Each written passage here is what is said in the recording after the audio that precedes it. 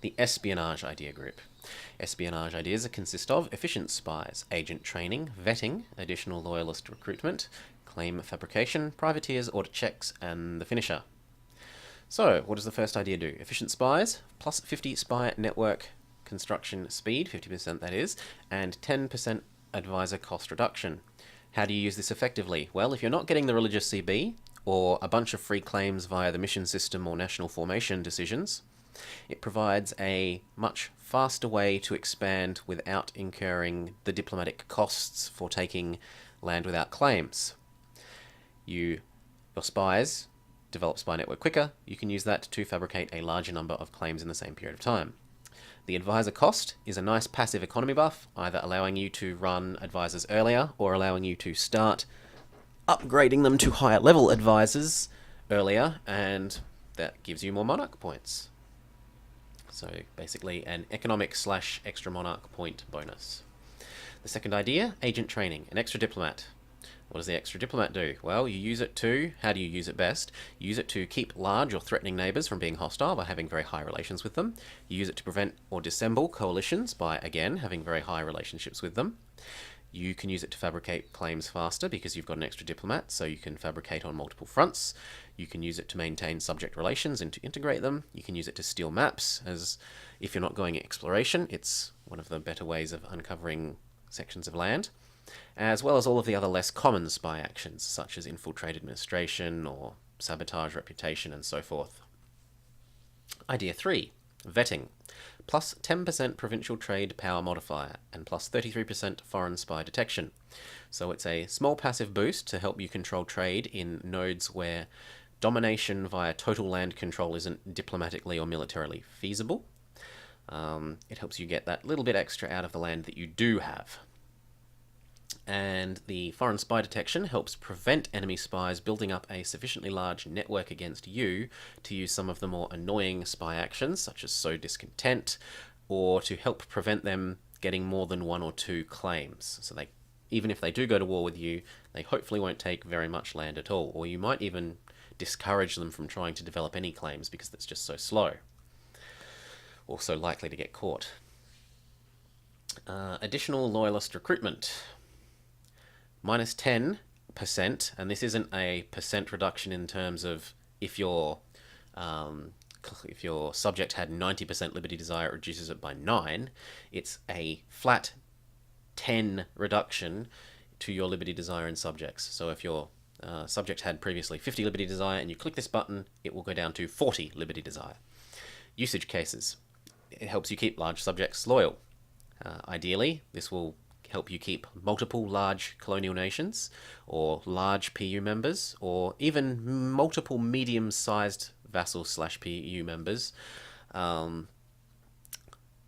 loyal, so that even though their combined development / military is such that they start to consider, we might be better off without a leader, without our evil overlord, that they still stay loyal, they keep contributing to your economy, to your army, depending on how you're using them.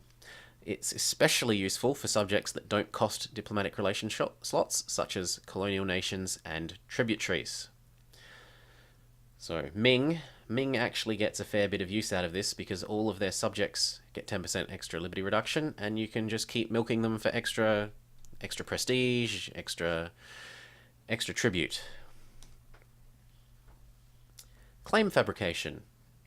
Minus 25% cost to fabricate claims. This synergizes with the fact that your spies are generating spy network faster. So A, you're generating spy network faster. B, you have extra diplomat to use to generate spy network on more people. And C, the end cost of the claims is cheaper. So you've got a threefold, by this stage, accumulation of bonuses towards fabricating, which you best use to mass fabricate claims when you don't get a bunch of free claims either by the mission system or national formation decisions. Nearing the end, we have privateers, which gives you plus 25% embargo efficiency and plus 33% privateer efficiency. Now, in my opinion, embargo efficiency is kind of very marginal use. It's a small passive economy buff if you are actually embargoing other nations in relevant trade nodes. However, embargoing is sort of a very all-in mechanic. if you have 75% or more trade control, then your embargo is sort of overwhelmingly strong, and if you have anything less than about 40%, it doesn't really do almost anything. So either you're already completely dominating the trade and this is sort of just a little bit of extra, or you're not doing very well at the trade and this doesn't help almost at all. There's sort of very little middle ground. The privateer efficiency is actually a fairly significant buff, especially if you have a medium to large navy and any nearby rich trade nodes to pirate. Obviously, it's of zero use to landlocked nations without any privateers, but even if you only have a relatively small merchant fleet, because most of your navy force limit is taken up with transports or a military navy, be that galleys or heavies or the cheaper ones for inland seas, you'll often be privateering even with just a couple of merchant ships for the extra power projection, and well, this is a nice passive incidental buff while doing so. The final idea is audit checks, ticking minus 0.1 yearly corruption, although it's attributed each month. For expansionistic play, this helps combat overextension and religious disunity induced corruption, as well as a very significant and ongoing cost for highly expansionistic play. For less expansionistic play, it allows itself to become a passive income method. If you have this ticking corruption abatement and no natural corruption, as well as perhaps some extra corruption abatement from having high stability, from maybe being ahead of time in admin and or dip tech, then what you can do is you can click the debase currency button, go to a 2% corruption, get a whole bunch of money for debasing your currency, and then watch as it naturally decays away from all of your ticking corruption reductions. So yeah, it's good for both expansionistic and tall play. A well-balanced idea. And finally, the finisher, plus 50% rebel support efficiency. Usage cases.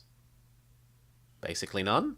It can have some marginal use for supporting large culturally based tag rebel groups. However, you would need the nation that you're targeting to not fully accept that culture. So if they're an empire, it's in their primary culture group, you're screwed.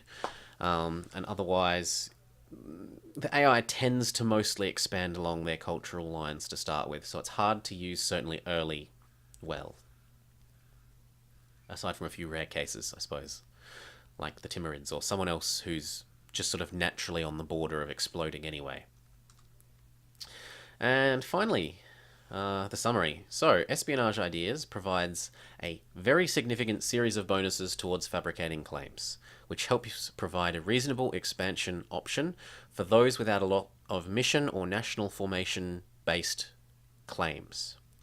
It provides a number of buffs for playing a subject growing or integration based playstyle with reduced liberty desire, the ability to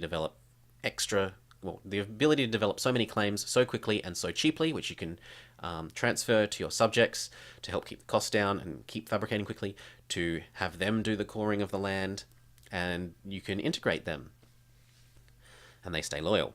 And additionally, it provides a series of medium to marginal strength economic buffs, as well as helping to prevent neighbouring or rivaling nations from getting their own claims and using their own nasty spy actions on you.